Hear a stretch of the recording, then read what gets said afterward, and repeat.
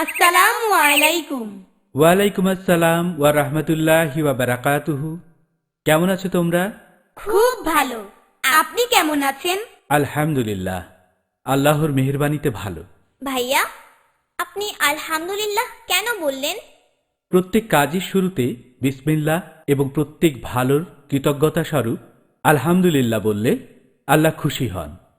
আর আমরা সবাই আল্লাহর অনুগ্রহে ভালো আছি, তাই না? জি ভাইয়া। তাহলে আজকে তোমাদের একটি গল্প শোনাবো মাতা পিতার প্রতি সন্তানের কর্তব্য সম্পর্কে।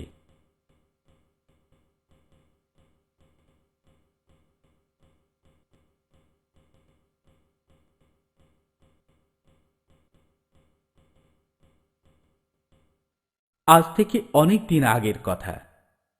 ছোট্ট একটি বালক, সে তার অসুস্থ মায়ের কাছে ঘুমিয়ে রয়েছে।